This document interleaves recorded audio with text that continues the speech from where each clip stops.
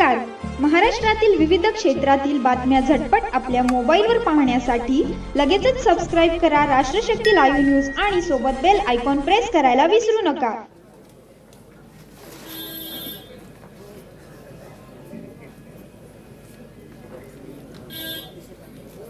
पंढरपूर तालुक्यातील जिल्हा परिषद व पंचायत समितीच्या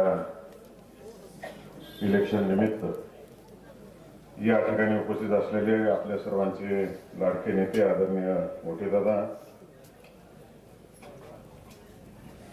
आपल्या मतदारसंघाचे आमदार आदरणीय अभिजित आबा, राष्ट्रवादी काँग्रेस पक्षाचे जिल्ह्याचे अध्यक्ष वसंतनाना देशमुख,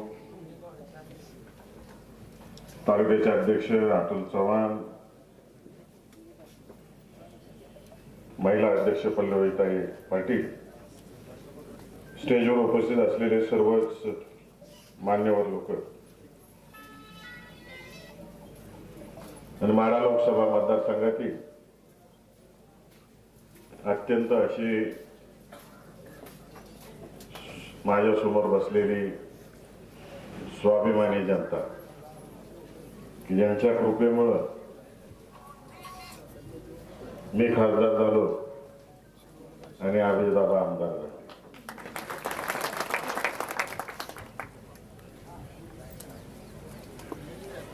स्टेजवर बसलेल्या लोकांपैकी आदरणीय मोठे दादा, आदरणीय वसंतनाना, बाळासाहेब देशमुख, मी, अजून बरीच मंडळी असतील. आम्ही सगळ्यांनी ग्रामपंचायतीचा कारभार बघितलाय, पंचायत समितीचा कारभार बघितलाय, झेडपीचा कारभार बघितलाय आणि आज त्याचंच इलेक्शन लागलेलं आहे. वसंतनाना आठवत असत, दादा ग्रामविकास मंत्री असताना आपण पंढरपूरचं नाना इकडे सभापती होते आणि मी माळशिरसला सभापती होते. आम्ही दोघांनी एकही गाव असं सोडलं नाही की जिथं 25-15चा निधी आला आणि गावठाण जे आहेत आपली गावातले रस्ते कधीच सिमेंटचे झाले नव्हते. ते आमच्या दोघांच्या काळात सगळ्यात जास्त रस्ते पंढरपूर तालुक्यात, माळशिरस तालुक्यात, माढा आणि अख्ख्या सोलापूर जिल्ह्यात आम्ही करायचे. जेवढी काही सभापती लोकांची टीम होती त्यावेळेस केली. जिल्हा परिषद म्हणजे काय, दरवर्षी जिल्हा परिषद सदस्य 1000 किलोमीटरचा रस्ता 30 लाखाचं काम आणायचं, डांबरीकरण करायचं, 25-15 निधी आणायचा, त्याच्यातून कामं करायची, पाणी पुरवठ्याची कामं करायचं, त्यातून प्रत्येक वाडी वस्ती कशी पाणी मिळेल, स्वच्छ पाणी कसं मिळेल यांचं काम जिल्हा परिषदेचे सदस्य, पंचायत समिती सदस्य करायचे. इरिगेशनचे बंधारे असतील, लोकोपाट बंधारे, त्याची कामं कशी पूर्ण होतील याच्यातून जिल्हा परिषद सदस्य बघायचे. परंतु गेले 7 वर्ष सरकारने इलेक्शनच लागून दिलं नाही आणि फक्त पालकमंत्री कोण जो असेल आणि तो सरकारी अधिकारी यांनीच सगळं ठरवायचं. त्यामुळे गावगावचा विकास गेल्या 7 वर्षात थांबला. मगाशी अभिजित आबांनी जसं सांगितलं, कोर्टाच्या हिसक्यानंतर इलेक्शन आता लागलेलं आहे आणि खऱ्या अर्थाने जनतेचे प्रतिनिधी आता त्या जिल्हा परिषदेच्या सभागृहात जातील आणि निधी तुमच्यापर्यंत. तुम्हाला सगळ्यांना आठवत असेल, लोकसभा इलेक्शन असेल, विधानसभा इलेक्शन असेल, विद्यमान सरकार काय म्हणायचं, डबल इंजिन लावून द्या, डबल इंजिन लावून द्या. जनतेने पण डबल इंजिन लावून दिलं. त्यातल्या त्यात बहिणींनी जास्त लावून दिलं डबल इंजिन, राज्यात पण लावून दिलं आणि वर पण लावून दिलं. लाडक्या बहिणींनी दिलं करून सगळं. अहो दिलं तुम्हाला, आता 1.5 वर्ष झाले. माझे काय सवाल आहे त्या ग्रामविकासाच्या मुद्द्यातून. मी गेले 1.5 वर्ष झाले हेलपाटे मारते वेगळ्या ऑफिस. गेल्या 1.5 वर्षामध्ये अख्ख्या महाराष्ट्रामध्ये पंतप्रधान सडक योजनेत किती रस्ते झाले याचा तुम्ही हिशोब काढा. एकही रस्ता झालेला नाही, सगळे आदिवासी विभागात झाले. त्याचा शोध घ्यायला मी सुरुवात केली. जिल्ह्यातले अधिकारी बोलवले, आपला मतदारसंघ 2 जिल्ह्याचा आहे, दोन्ही जिल्ह्याचे एक्झिक्युटिव्ह इंजिनियर बोलवले. ते म्हणले आपली लांबी संपलेली. मग मी केंद्रात गेलो. केंद्रात तिथं शिवराज सिंग चौहान साहेबांच्या ऑफिसमध्ये गेलो, त्यांना भेटलो, त्यांच्या सचिवांना भेटलो, त्यांच्या राज्यमंत्र्याला भेटलो. ते म्हणले तुमच्याकडून प्रस्तावच येत नाही म्हणून आम्ही देत नाही. पुन्हा खाली आलो, पुन्हा एक्झिक्युटिव्ह इंजिनियरला म्हटलं मला दाखव तर नकाशे सगळे अख्ख्या जिल्ह्याचे आपले नकाशे बघितले. म्हणलं ह्यातनं रस्ते किती झाले दाखव आणि न झालेले दाखव. त्यानं न झालेले दाखवले आणि त्याला विचारलं हे का होत नाही, तर म्हणलं हे रोजगार हमीतनं रस्ते झालेले त्यामुळे ते जोडता येत नाही. मग पुढचा प्रश्न विचारला रोजगार हमीतले कधी झालेत रस्ते, की मला 1980 सालापासून आतापर्यंत जेवढे रोजगार हमीचे रस्ते झालेत त्यामुळे ती लिंक जोडलेली दिसते. ह्या मेंढापूर पासून वर्षापर्यंत जोडलेलं दिसतंय म्हणून केंद्रातलं सरकार देत नाही. मग मी अनेक लोकांना त्यांच्या वरिष्ठ अधिकाऱ्यांना विनंती केली, तुम्ही सरकारच्या निदर्शनास आणा महाराष्ट्र शासनाने 80 सालचा खडीकरण झालेला रस्ता आज कसा टिकणार आहे, 90 साली झालेला कसा टिकणार आहे, 2 पावसाळ्यात डांबराचा रस्ता टिकत नाही आणि मुरमाचा रस्ता कसा टिकणार आहे. हे कुठेतरी शासनाच्या निदर्शनास आणून द्यायला लागेल आणि महाराष्ट्र शासनाने केंद्रात जाऊन तिथल्या मंत्र्यांना आणि अधिकाऱ्यांना भांडायला लागेल. 1.5 वर्ष झालं प्रत्येकाला भेटून सांगतोय तुम्ही डबल इंजिन जोडून दिलेलं आहे महाराष्ट्रातल्या जनतेनं. डबल इंजिन जोडून सुद्धा काही फायदा नाही, यांना डोक्याचाच भाग नाही किंवा महाराष्ट्राचा विकास करायचा नाही. सर्वसामान्य माणसांना चांगले रस्ते मिळावे हे देणं घेणं पडलेलं आहे. मध्यंतरी मी लोकसभेत हा प्रश्न उपस्थित केला आणि दररोज आपण त्या त्रासाला सगळीच अख्ख्या महाराष्ट्रातली जनता त्रास देऊ. रेडिओवर मात्र दररोज सकाळी ऐकतो आपण हर घर नल हर घर पाणी स्वच्छ पाणी आहे की नाही. जाईल तिकडे जाहिरात आहे तर ती काय नळ घराघरापर्यंत पोहोचत नाही अजून. का पोहोचत नाही, केंद्राचे जेवढे पैसे आले महाराष्ट्र शासनाने सगळे पैसे वापरले आणि महाराष्ट्र शासनाने एवढा हिस्सा द्यायचा आहे ते पैसे देत नाहीत. म्हणून महाराष्ट्रातल्या सगळ्या पाणीपुरवठा योजनांची कामं ठप्प आहेत, बंद पडलेली आहेत. एक कॉन्ट्रॅक्टर पुढं काम करायला तयार. सोलापूर जिल्ह्यातले सगळ्या गावातली कामं आपली आहे अशी थांबलेली, ह्याच्यावर कोण काही बोलत नाही. डीपीडीसी झाले, नवीनच फॅड निघाले. आपल्या जिल्ह्यामध्ये चंद्रकांत दादा होते तोपर्यंत निधी आला. कुठल्या पालकमंत्र्यांनी कोणतंही सरकार असो कधी भेदभाव केला नाही. गेली वर्षभर झाला विरोधातल्या एकाही आमदाराला आणि एकाही खासदाराला 1 रुपया निधी दिलेला नाही. आम्ही कामं सुचवलेली गावं ही काही पाकिस्तानातली गावं आहेत का बांगलादेशातली गावं आहेत, या महाराष्ट्रातलीच आहेत ना. तुम्ही सगळे नियम निकष धाब्यावर बसून जे लोकप्रतिनिधी नाही तुम्हाला ज्यांना द्यायचा अधिकार नाही अशांच्या सूचनेवर तुम्ही निधी वाटायला लागले. घ्या, त्याच्याबद्दल काही आमचं म्हणणं नाही, तुमचं सरकार आहे. परंतु आम्ही सुद्धा जनतेने निवडून दिलेले प्रतिनिधी आहोत, जनतेने पाडलेले प्रतिनिधी नाही. त्यामुळे आता मी ठरवलंय, मी सगळी कागद गोळा केलेली आणि मी आता हायकोर्टात जाणार आहे. हायकोर्टात जाऊन ह्यांना इसका दाखवणार आहे. अख्ख्या महाराष्ट्रालाच नियम करून टाकतो तिथं कोर्टाकडून. माझ्या जनतेला माझ्या लोकांनी मागणी केलेल्या प्रत्येक रुपया आम्ही टॅक्स मधनं मागलेला आहे आणि आमच्या जनतेला मिळायला पाहिजे. त्यात कोणतीही तडजोड करणार नाही आणि तो निधी मिळवून दिल्याशिवाय आम्ही दोघंही स्वस्त बसणार नाही.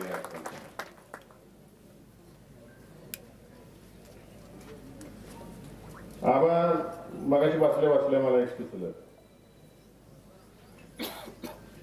तिकडं वसंत नाना देशमुख आहे, इकडं आता करकमचे देशमुख आले. 2 टोकाला 2 देशमुख झाले. तुम्ही या टोकाला पाटील आहे, मी बॉर्डरवर पाटील आहे. पंढरपूर तालुक्याचा गड कसा जातोय बघू आपण. आपला झाला पाहिजे, आपण सगळ्या बाजून संरक्षण करू. आपली जबाबदारी, आपल्या कार्यकर्त्यांना निवडून आणण्याची 100% जबाबदारी आपल्या चौघांची. त्यामुळे चिंता करायची गरज नाही. आदरणीय मोठे दादांचा पवार साहेबांचा आशीर्वाद असल्यावर या माढा लोकसभा मतदारसंघातली जनता एवढी हुशार आहे. नगरपालिका इलेक्शनला करमाळा आली का ह्यांची, कुर्डवाडी आली का ह्यांची, अकलूज आली का ह्यांची, पंढरपूर आली का ह्यांची, सांगोला आली का ह्यांची, मंगळवेढा आली का ह्यांची. सोलापूर जिल्ह्यातली ग्रामीणची जनता ही अत्यंत स्वाभिमानी आहे. याद राखा, जनतेला डिवचायला जाऊ नका. लोकसभेला सुपडा साफ केलाय, विधानसभेला केलाय, नगरपालिकेला केलाय आणि आता कशाचा करायचा आहे? काय करायचंय?